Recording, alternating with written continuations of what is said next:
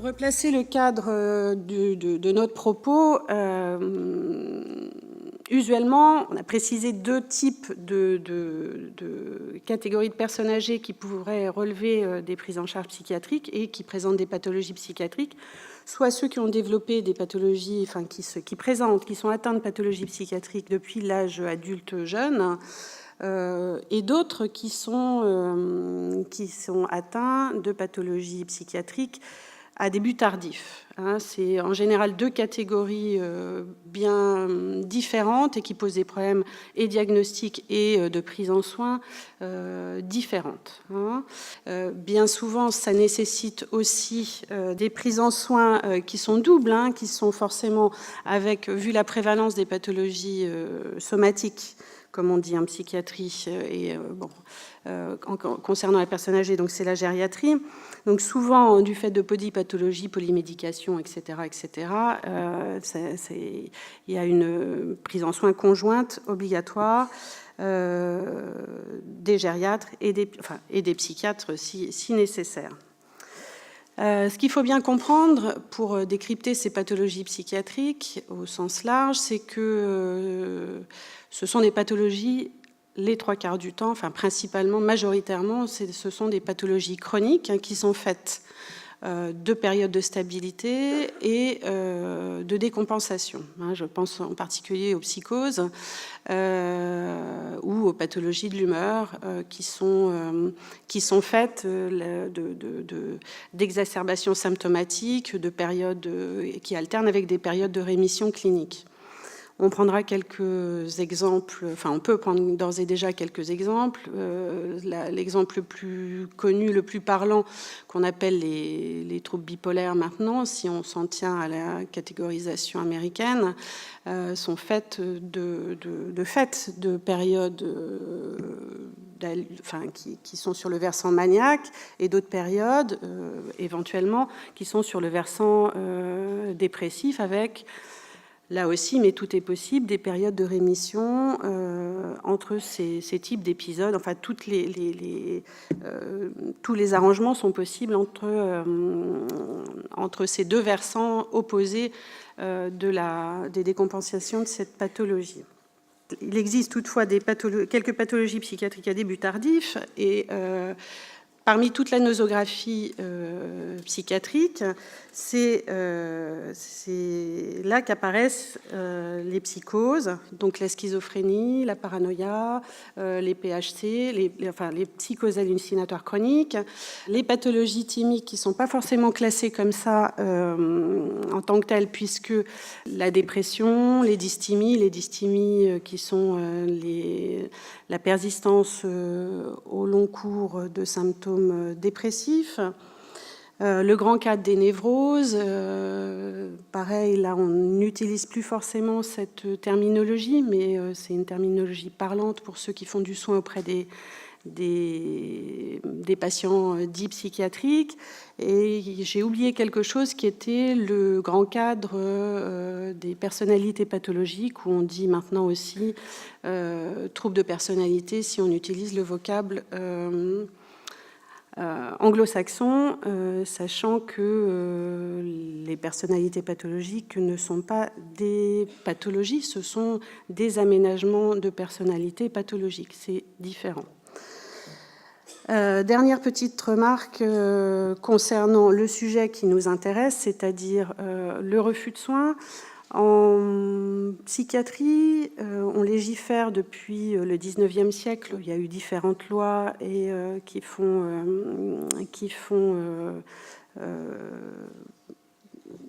qui établissent ces modalités de ce qu'on appelle les soins sans consentement en psychiatrie. Donc la dernière loi, avec sa révision, enfin la dernière loi de 2011, et qui a été modifiée en 2013, indique donc les modalités de soins sans consentement pour les personnes qui sont en refus de soins, ce qui est un cas extrêmement fréquent en psychiatrie. Ce qui est aussi notre quotidien, c'est ce qu'on appelle la rupture de soins et la rupture de soins qui inclut rupture de suivi et rupture de traitement. pour lequel on a en psychiatrie trouvé des aménagements thérapeutiques. Par exemple, vous êtes probablement au courant qu'il existe des traitements sous forme retard qu'on peut administrer justement pour les patients qui s'extraient des soins de façon régulière, sachant que pour eux, ça induit une perte de chance notable, puisqu'à chaque rechute en rupture de traitement, la maladie s'aggrave globalement. Je parle des psychoses ou alors des troubles thymiques graves, comme la psychose maniaco-dépressive ou la dépression endogène. Donc, le cadre est un peu particulier en psychiatrie en ce qui concerne cette dimension de refus de soins.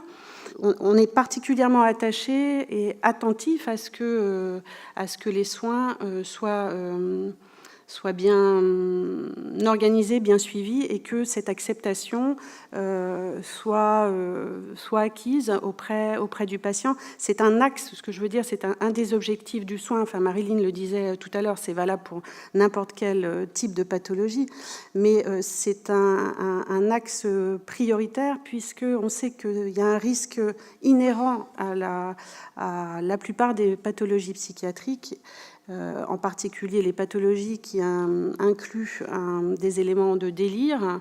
On verra un tout petit peu sur le plan clinique ce que ça donne après. Donc c'est un axe de soins prévalent en psychiatrie, cette acceptation des soins et le fait d'éviter les ruptures de soins successives qui sont des pertes de chance. Dans la grande catégorie des délires, on a mis en premier, c'est quelque chose j'ai mis en premier quelque chose qui est extrêmement fréquent et qui sans doute vous parle, qui est le déni. Le déni, c'est principalement un mécanisme de défense psychique, mais qui est en fait la conviction délirante de ne pas être malade.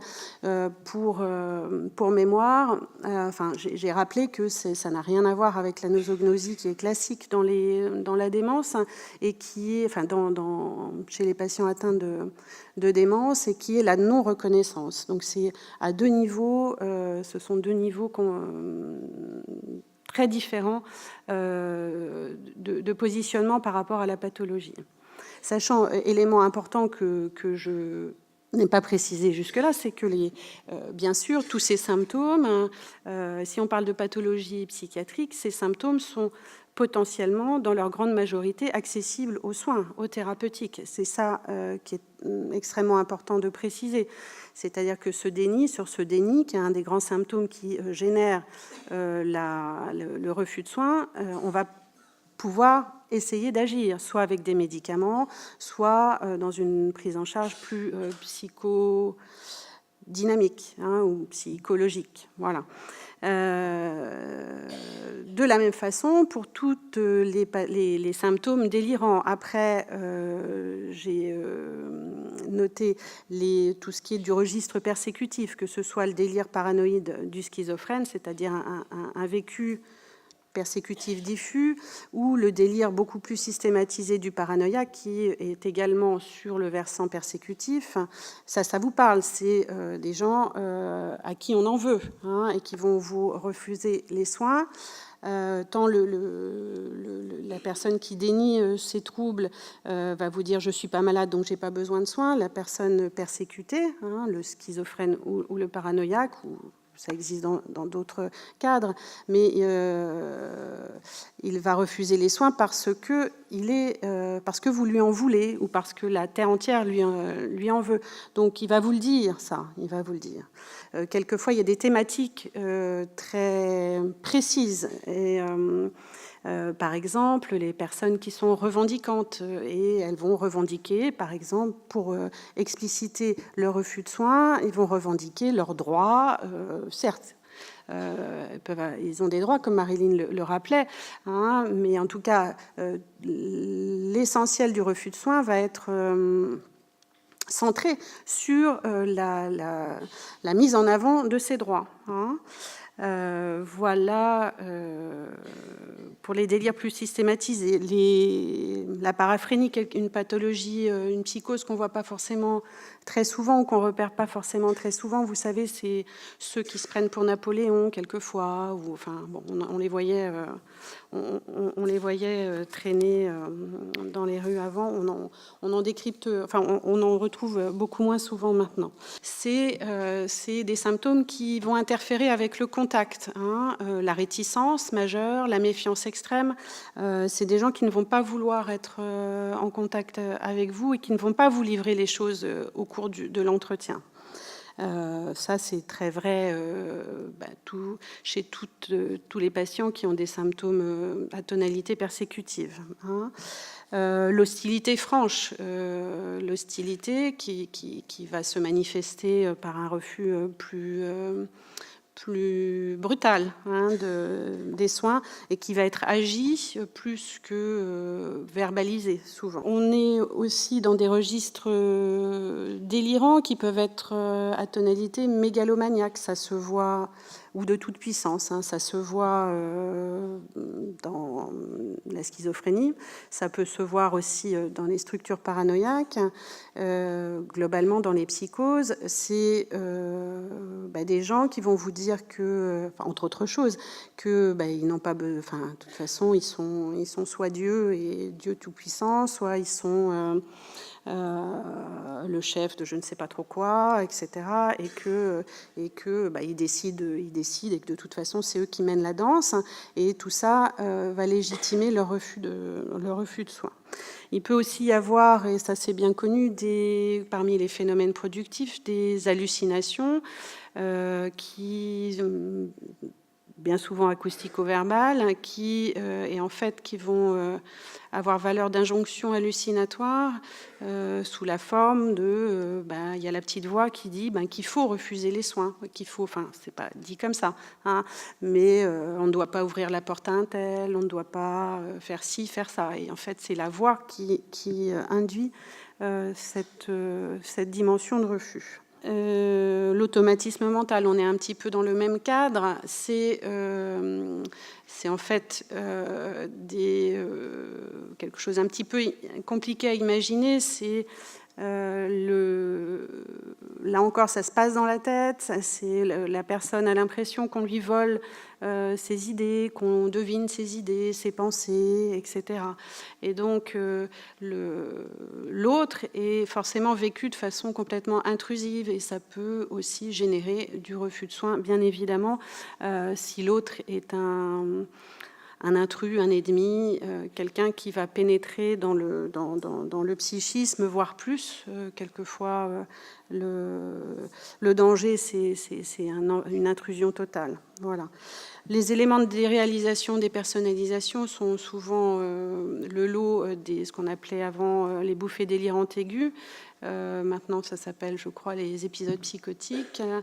C'est le sentiment de ne pas se reconnaître, le sentiment de ne pas reconnaître l'environnement, d'étrangeté, de bizarrerie de l'environnement.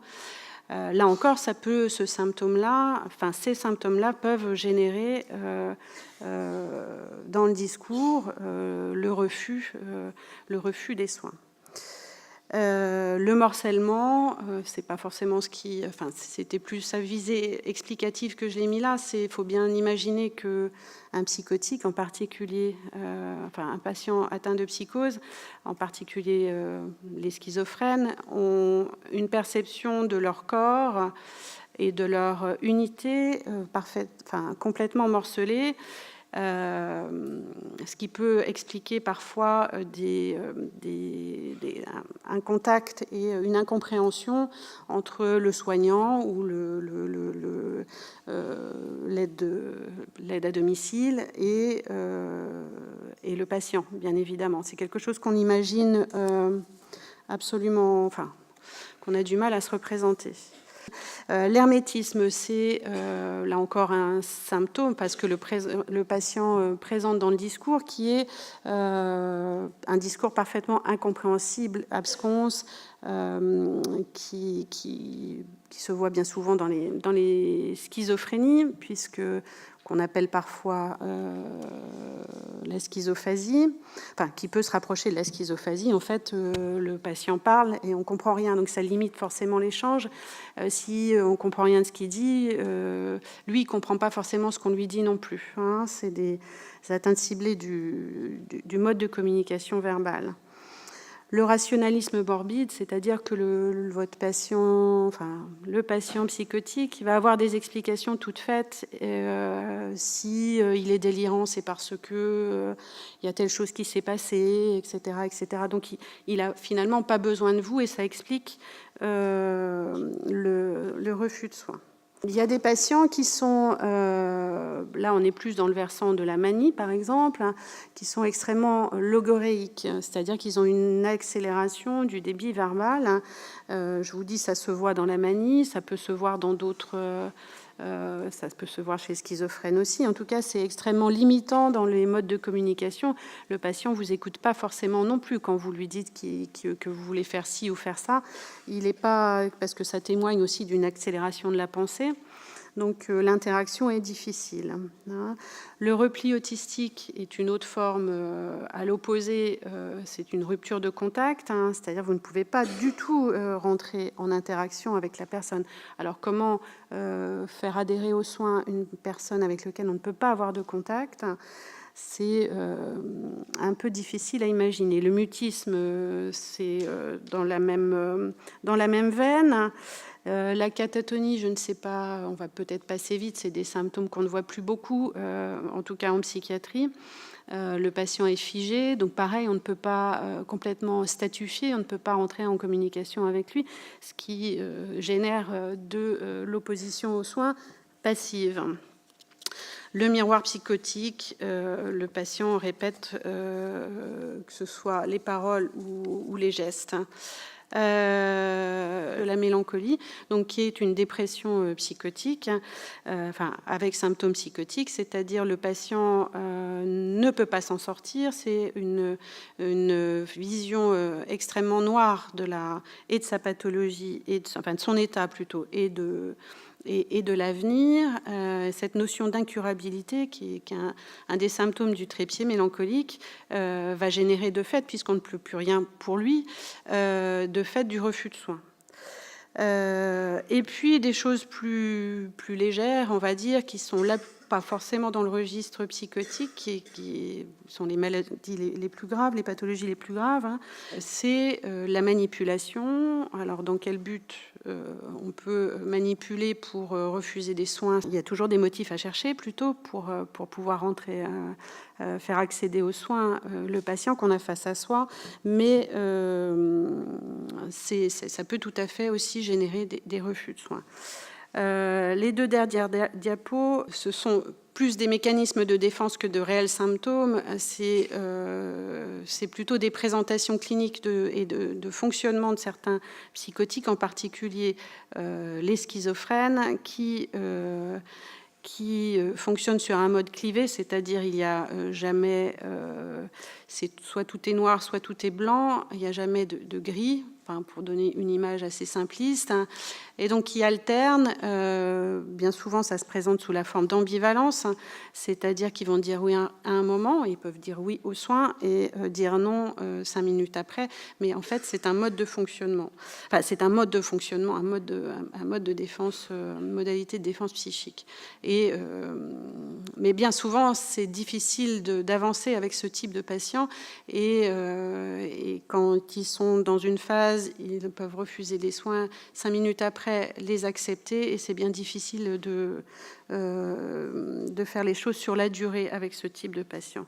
Et puis les troubles de compréhension, bien souvent, même s'il y a de la compréhension de façade dans les psychoses, en particulier chez les patients schizophrènes, il y a des troubles de compréhension majeurs du discours de l'autre, donc de l'autre, du thérapeute de l'aide à domicile, ce qui fait que c'est On a l'impression que les patients comprennent, or ils ne comprennent rien, donc ils ne peuvent rien accepter. Il est bien difficile d'accéder à leur consentement éclairé dans ces cas-là.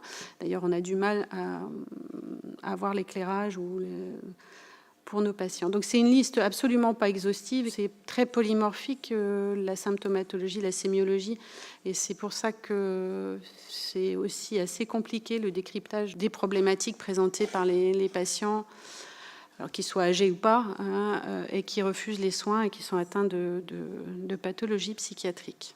Voilà.